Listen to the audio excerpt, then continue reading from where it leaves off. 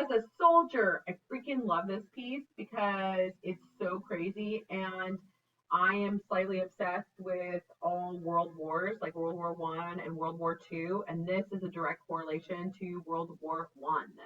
So here we have 133 Self-Portrait as a Soldier by Ernest Ludwig Kirchner. Okay. 1915 oil on canvas. And there's a lot of crazy things going on here. There's a random naked lady in the back. There is a man with no arm or hand. His hand is cut off and he is smoking a cigarette. And he's wearing a uniform. So there you go. But if we break down these pieces, we can see how this movement of Matisse, this movement of Kandinsky with color and bright colors and almost cubist-like structures of the body is showing up here in Kirchner's pieces. So you can see his influences by what's going on in the world.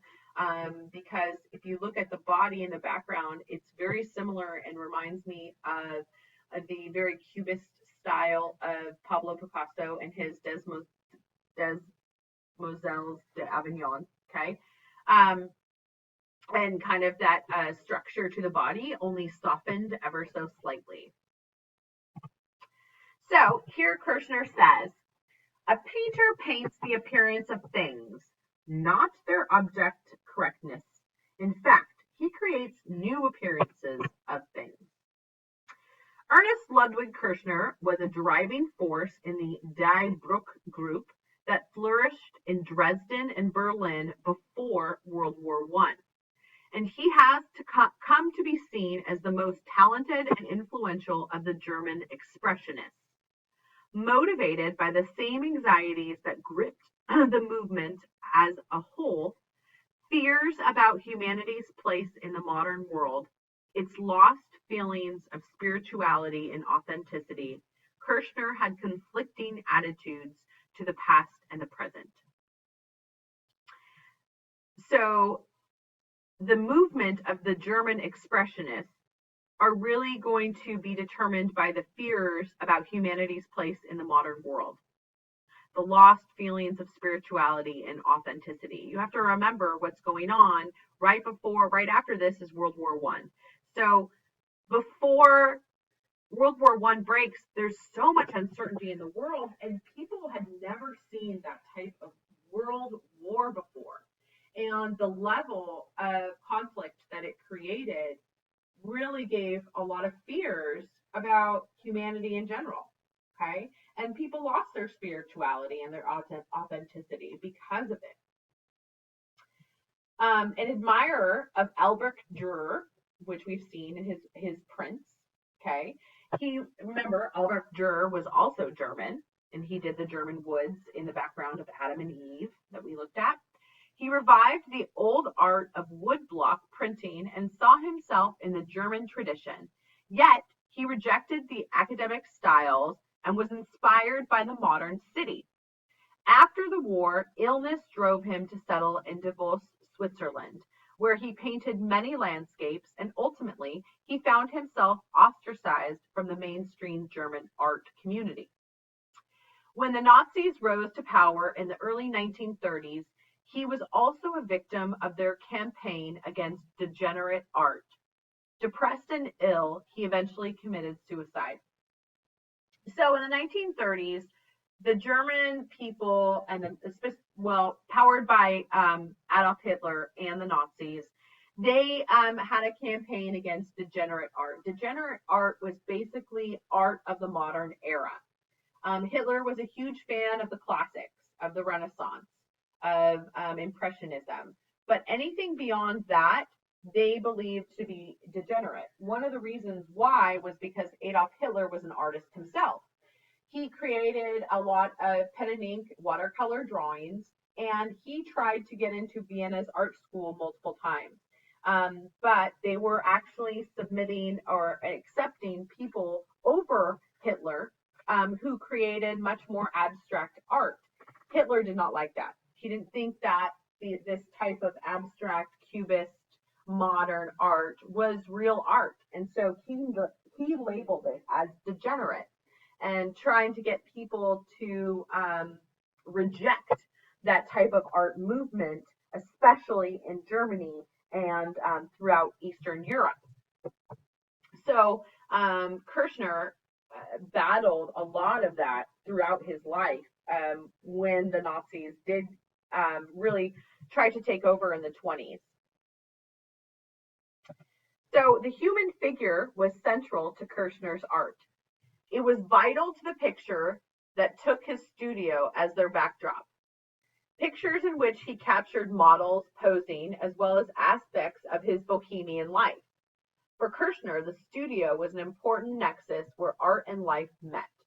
But the figure also informed his images of Berlin, in which the demeanor of figures in the street often seemed more important than the surrounding cityscape. And most commonly, he depicted the figure in movement, since he believed that this better expressed the fullness and vitality of the human body. Very much reminds me of Matisse and what we just looked at with his pieces. Kirchner's expressionistic handling of paint represented a powerful reaction against the Impressionism that was dominant in German painting when he first emerged. For him, it marked a reaction against the sad civility oh God, I can't pronounce of bourgeoisie life. He would always deny that he was influenced by other artists. Yet Henri Matisse and Edvard Munch were clearly important in shaping his style. Okay, like I said, you can definitely see aspects of Matisse, and now that was brought up, Munch as well. Fauvism was particularly significant in directing his palette, again, those very bright colors, encouraging him to use flat areas of unbroken, often unmixed color and very simplified forms. Kirchner believed that powerful forces, enlivened yet also destructive, dwelt beneath the veneer of Western civilization, and he believed that creativity offered a means to harness them. This outlook shaped the way in which he depicted men and women in his pictures as people who often seem at war with themselves or their environment. It also encouraged his interest in primitive art, in particularly that of the Pacific Islands, where he considered that this work offered a much more direct picture of those elemental energies. Primitive art was also important in directing Kirchner to a more simplified treatment of form. Primitive sculpture undoubtedly inspired his own approach to the medium and his love of rough-hewn, partially painted surfaces. What's interesting about moving forward in a lot of the art that we're currently looking at is you can really see how everybody is influenced by everyone else. So in this piece, you can see the influences of Matisse. You can see the influences of Picasso. You can see the influences of Munch. You can see how the colors of Matisse and Kandinsky and all of that taking place is really prevalent in this work, okay? Artwork. So this is kind of a description analysis of the self-portrait as a soldier. This piece really examines the psychological distress that was experienced by Kirchner during his service in the military. So he had to serve in the military. He was very reluctant to be a soldier and became preoccupied with avoiding service and following a self-induced psychosis aided by his use of alcohol and drugs. He was discharged. So he really just wanted to get out of the army, the military. He didn't want any part of it. And so he basically avoided service by drugging himself and making himself kind of into this crazy psychosis. The painting displays a uniformed Kirchner. So this is kind of a self-portrait of him as a soldier, standing in his studio, smoking a cigarette. His right hand is severed, symbolizing his trauma and possibly also his anxiety of his loss of manhood. The motif is based on Van Gogh's self-portrait with a bandaged ear, a picture the artist painted after he too had inflicted injuries upon himself. In the background of Kirchner's picture stands a nude who bears a resemblance to his lover of the time, Ernest Schilling. So here, it's almost like this crazy self-portrait of himself, like trying to get out of service. His trauma and anxiety of in the military service. So he's a military man trying to get out of the service.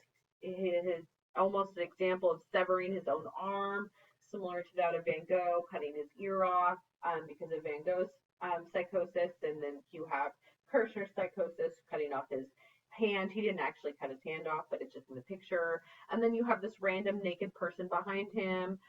It's like he's living in this kind of dual world of his reality in his studio versus the reality that he is faced with having to serve in the military. And there's a lot of tension and duality within this piece that is created because of what he himself emotionally was going through.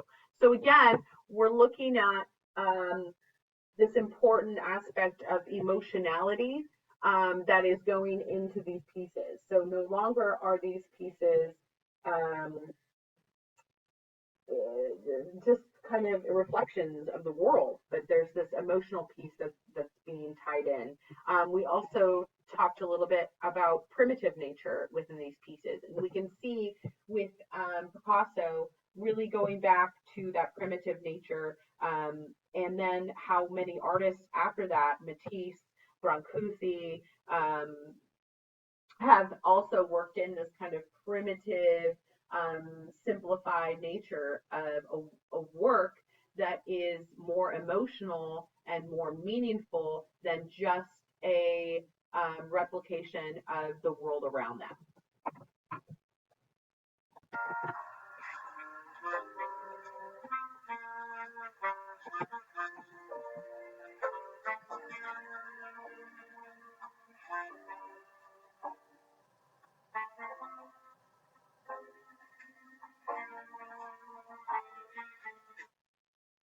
All right. 134, memorial sheet for Karl Liebknecht by Kathy Kollwitz, 1919 to 1920. And this is a woodcut print. Okay, so here we have a woodcut print.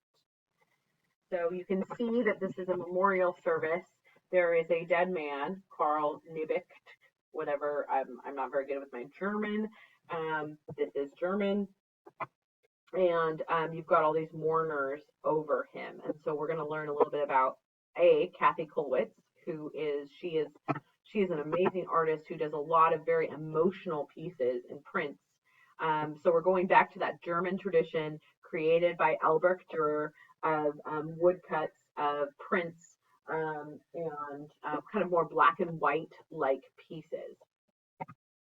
So here are some other Kathy Kollwitz images, and I really like her work. She's very emotional. Her being a mother, she lost all of her sons, I believe, through tragic incidences. And so many of her pieces are very sad, they're very distraught, and they're very emotional. And many of them are kind of mother-child like pieces, okay?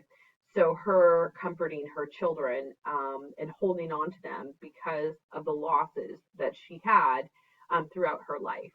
Okay, so these are a lot of obviously sketches, prints, sculptures. She did a lot of different types of work. Okay, she was a German artist, as I said, and an early contributor of social realism movement.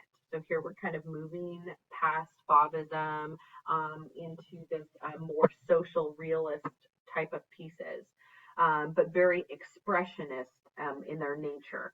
Her expressionistic prints and sculptures often empathetic portrayals of human suffering, capturing the anguish and the plight of the impoverished and injured in country torn apart by armed conflict. Remember, she is German.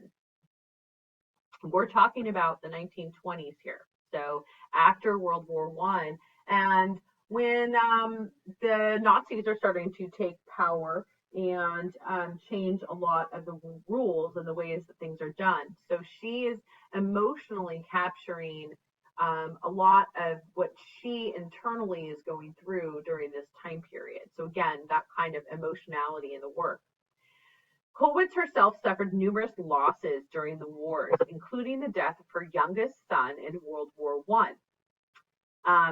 She was a lifelong pacifist whose work served as a pointed social and political critique. Later in life, the artist faced persecution at the hands of the Nazi regime, but was undaunted in her creative output. She was born on July 8, 1867, in near Kaliningrad, Prussia, which was Russia. And Kollwitz showed high aptitude for drawing at a very early age. She studied at the Women's Academy in both Berlin and Munich, where she became captivated by the works of Peter Paul Rubens. Her series of etchings, The Weavers, first brought her critical attention, and she joined the Berlin Succession from 1901 to 1913 alongside notable members Emil Nolde, Ernest Ludwig Kirchner, who we just looked at, and Max Beckmann, and others. Kollwitz died on April 22nd, 1945 in Würzburg, Germany at the age of 77. So think about all the stuff that she saw throughout her life. As an artist, she was able to develop, and then later in her life, dealing with World War One, losing her son during the war, and then having to live with the Nazis taking over in World War II, where I'm sure her art was not accepted at all. Looking specifically at the memorial sheet of Karl Liebknecht is in the style of a lamentation. Remember the lamentation of Christ? Okay, a traditional motif in Christian art that depicted the followers of Christ mourning over his dead body, casting Liebknecht as a Christ figure. The iconography would have been easily recognizable by the masses, who were the artist's intended audience. The composition divides the sheet into 3 horizontal sections that I sketched out below. The sense of space is very compressed. The heads push to the foreground and are packed into every available corner of the space. It gives the impression of multitudes coming to pay their respects without compromising the individuality of the subject. The middle strata contains comparatively fewer details, further emphasizing the crowding at the top of the printed plate. So really using those types of standards almost within the piece. Kollwitz's career overlapped with the German Expressionists, but she was not an Expressionist herself and was about a generation older than most of them. Her use of such a trendy technique was uncharacteristic, and in fact, she only worked in wood blocks, for a few years after the First World War. Kollwitz created some of her most powerful and affecting work in this style, including the war print cycle of 1924. She embraced the raw effect of woodblock printing to create pieces of works that have cast off the subtlety and finesse of her earlier work in etching and lithography. In etching and lithography, you can get much more fluid, almost sketch-like look, whereas woodcuts and wood blocks are much more harsh. They're much more primitive in their nature almost. Kollwitz felt that her protest against the horrors of war was best communicated in the rough edges and stark black and white that wood block prints afforded. Although Kollwitz's wrenching subjects and virtuose technique soon made her work popular throughout Germany and the Western world, they also generated controversy. In 1933, the Nazi government forced her to resign from her position as the first female professor appointed to the Prussian Academy in 1919. Soon thereafter, she was forbidden to exhibit her art. which is super sad because if you think about it, I mean, she worked her whole life on this, and then the Nazis just kind of like took it away from her because in their eyes, she's she's speaking out against what they're trying to do, right? So she's speaking out a pacifist of war. She doesn't agree with it. She doesn't agree with what the Nazis are doing. She's going to use her art as a means of communication for that. The Nazis would not like that. The Nazis would want to put a stop to that. And so it doesn't surprise me if her art was considered degenerate at the time, in order to get people to not look at it, to get people to not be interested in what she was saying. Okay. So going back to this specific piece, we're going to look at who Karl Liebknecht was, okay, and why she would actually create a piece that was dedicated to him and make him like this prophet figure, okay? So he died in 1919. He was a German social democrat who, with other radicals, founded the Spartakutsbund, Spartacus League, which was a Berlin underground group that became the Communist Party of Germany. And it was dedicated to a socialist revolution. He was killed during the revolt of 1919. So he, again, she being a pacifist, she's looking at this social democrat as this person who is fighting against what the government is doing and honoring him through this piece that she created. Okay, so showing that he is Christ-like in his actions, that he is um, someone to look up to. So in the way that she is um, showing him and how he should be honored and how he should be remembered specifically. So here we go. Again, looking at her pieces, very socially black and white, very sad. You can see the woodcuts at the bottom of the page, how they are very distraughted, how they can, she again is focusing on that kind of losing her son aspect, almost like Mary and Jesus. And you can see the self portrait of her on the upper right, where she is looking old and withered, um, very much probably torn from what is going on in her world and politically the rise of the Nazis and how that is affecting her. But her pieces are very emotional, and there's a lot of, again, once again, we see all that emotionality that's coming out in the world in this art movement. And there's a lot of things that are going on right now with World War One, World War Two, the rise of the Nazis. People, there's this kind of uncertainty after World War One.